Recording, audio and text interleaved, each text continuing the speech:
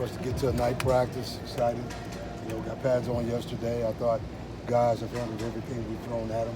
We split practices, and we're getting ready to have a good practice tonight. Everybody will be here. We'll all get at it at the same time.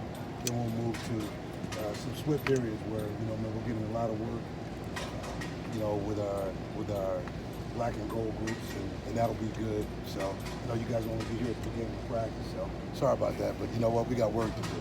Any questions?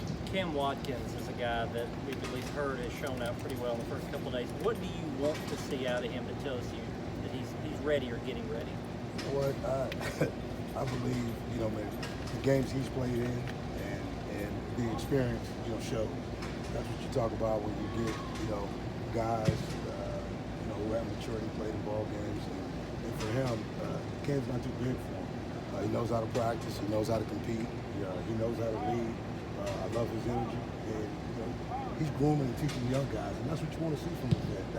That's why you like veterans, because they have experience and they know what they're talking about. But you know, bigger than that, man, they know how to put it on tape.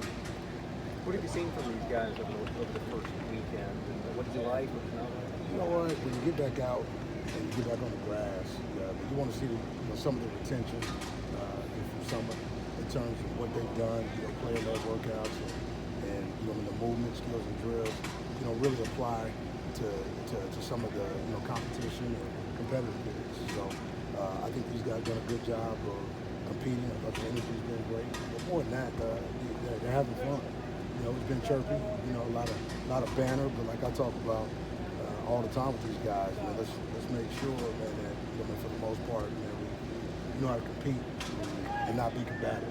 You know, at the end of the day, you can chirp, you can talk, but let's smile. Let's embrace one another, and I believe that's how this game's supposed to be played. Compete, shake it up, and keep coming. So that's what they're doing. How different are the pads in practice as opposed when you were just out here in t-shirt and shorts? Underwear Olympics. Yeah, you know, I look at the Underwear Olympics, and you know, it doesn't do a whole lot. I thought guys did a great job communicating and moving around with no pads, and then we got to put pads on yesterday, and you know, the guys are shaking off a little rust. I mean, we started talking about you know, the idea of skinnying guys up and you know, coming into contact and using your hands and working off bodies versus working off pads. And you know, these guys showed some progress. That's what I'm looking for. I'm just looking for progress. You know, 1% every day, man, adds up. You just got to put some money in the bank. It's very early, but how's Keyshawn looking? Keyshawn's Keyshawn. I don't think there's a day where, you know, he doesn't come to practice. I mean, that's just who he is. You know, once he gets between the white lines, you know, he wants to compete. And, you know, he's one of those guys that can you know, turn it on, turn it off. You know, he's an alpha male. So I like where he's at. He's going to continue to keep doing him. But, you know, I told these guys, I showed them a video of what Ty Law talked about during the Patriots. You know, he just said everybody had to sacrifice a little bit of individuality, you know, for the sake of the team, and that's how they were able to build their culture. I'm saying the same to these guys. Again, you know, compete, you know, and at the end of the day, make guys better. But he does that when he steps between the lines because he knows how to play football. What's the learning curve like for the transfers that were not here in the spring? Do you have to be patient with those guys? Take a while for them to pick up what they're doing? I think they've all shown well. You know, Rowan's shown well. You know, Justice, Trump Mosley has been outstanding. I mean, to see, you know, what he can do, you know, out of the slot. And then I'm looking at Rashawn Paulino Bell, Dante, Carrier Williams. These guys are all, you know, stepping on the field with, you know, some experience and, you know, showing exactly, you know, why we brought them here. So our roster's been upgraded. Now what we got to do is, you know, start getting these guys and make sure that we can gel, communicate, you know, and play, you know, Commodores football, and you know, game time's coming soon, so we'll figure that out. Are you seeing the chemistry that was developed in the spring carry over into these fall camps? I know it's only been a couple days. Yeah, you know, I think my leadership council's done a good job, and you know, everybody talks about leading, but I told every one of those guys, you know, there's a difference between leading and influencing, you know, because you know, when you lead, man, you have to take on the responsibility that comes with it. I said, you know, man, people say that I lead, and I try to make sure when it's all said and done, I take on all the responsibility that comes with it. It's not just the fun things, but you got to do the hard stuff too.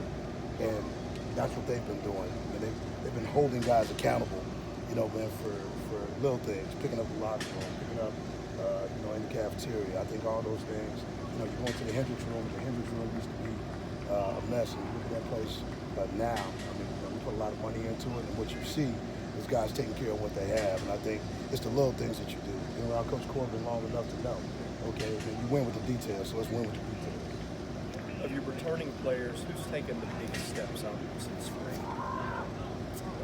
I just look at the quarterbacks. That's the biggest battle going on right now. And I think both of those guys are showing great confidence.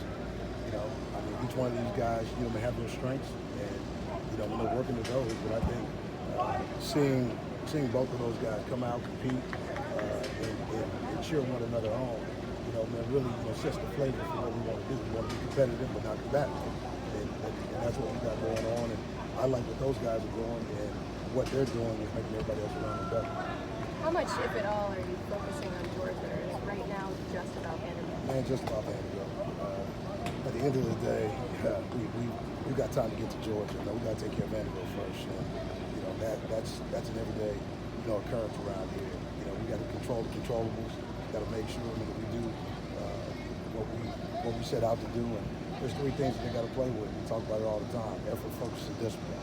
If you do those things, you take care of those things. The big things will take care of themselves.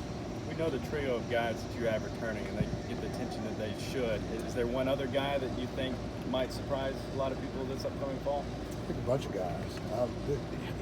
Football's a great team game. Best team game going. So it's not about just those three guys. Those three guys, are somewhat of proven commodities, out here in terms of playing football in this conference. It's the rest of the guys. Everybody's got to improve. Everybody's a starter, and that's what I talk about. You have to own what you put on tape. So we got a bunch of guys out here, and they all got to put it on tape. So I'm really going with the idea that everybody's a starter. Let's make sure you own your 15 reps, your 6 reps, your 30 reps. Okay, man, put good stuff on tape.